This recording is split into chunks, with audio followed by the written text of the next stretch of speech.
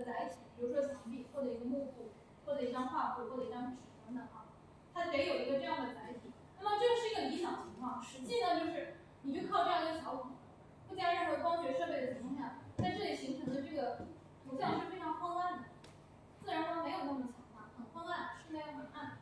好，那么面对这样的情况呢，其实科学家们做了一些改良，他们就是加了透镜，大家就在这里面，这就是玻璃透镜。玻璃透镜会加强这个光，所以使得它在这一块载体上形成的图像变得颜色更饱满、更清晰。好，那么这个时候就产生一个问题了，就是如果画家他想这样作画的时候，就算他画到了，我们默认他可以画到了，就算他这样画到，但是他这个人挡在了图像和墙壁之间，也就是挡在了图像和画布之间，就出现了这种情况。他在画布的，就是把这个成像呈在画布的这一面背面，那么他在画布的这一面来作画，这样他这个人就不会挡在光线和画布之间了。可是呢，这仍然也只是一种非常笨拙的方式，他离开这个房间他就画不了画了。然后呢，就产生了真正的暗箱，就是一个盒子状的，可以带着走的。我看这片风景不错，我想借助于这个暗箱来构图这片风景，那么就产生了这样的东西。这样的东西在电影里面是怎么再现的？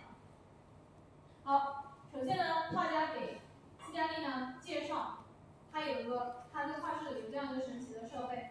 他说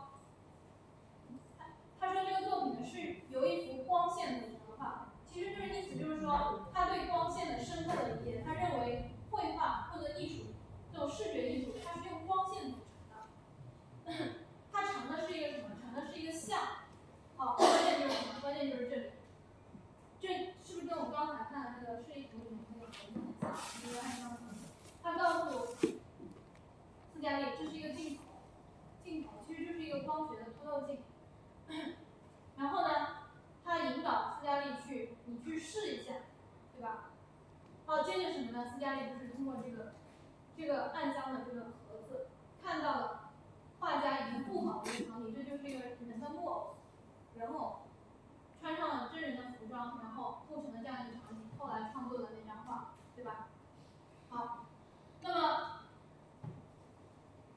因为学界呢对这个东西呢就分两派，有一派是支持说它确实用了暗箱，有一派是不支持的。显然我们从这个电影里面呢也看出来，这个电影的编剧导演都是支持的，认为它确实用了暗箱。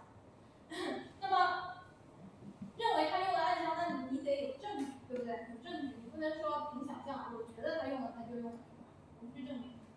哦，有哪些蛛丝马迹呢？一个是我们会多次发现，维米尔在他的作品当中啊，处理细节的部分经常采用一种含糊的手法，就是我们远看一张画的时候，觉得他画得很精到，可是我们放大来看的时候，会发现它的色彩分界处常常是模糊的。它是模糊的，这其实不符合人的肉眼判断，因为我们眼睛看东西，经常是经过大脑帮你辅助做判断的。我觉得你的轮廓跟你的背景就是一个清晰的可见，就是我们经过大脑做的判断。那么在他的画面当中呢，经常不是的，他的这些手啊，他的这些服装啊，跟后面背景，你很难看到一条线很清晰的，包括这个持天平的女子啊，我们远看这一张画，觉得它很清晰，对吧？可是呢，我们放大到细节的时候，发现它这些部分很含糊的，这些地方都非常含糊，到后面都隐掉了。这个头上的这个白色的帽子跟背景之间相当于隐掉了。好，再来看啊，那么它其实还经常会出现一个东西，就是它的这个对焦的焦点跟我们心理上的焦点不一样。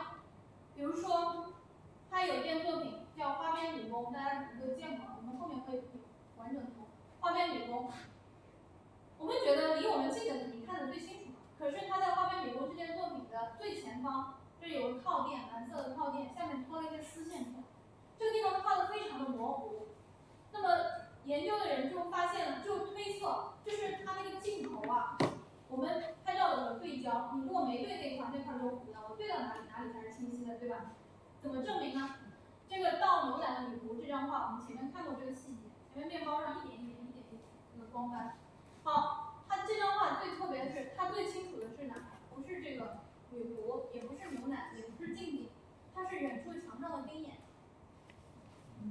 它的钉眼画的非常的写实，非常的精细，也就是说它完全有这个能力。你看这些地方的钉眼画的极其的逼真，说明什么？它通过后镜看到的这个成像，可能当时刚好对焦对到了对面的墙上，就导致它前面的这些近景模模糊糊的，就产生一些光斑。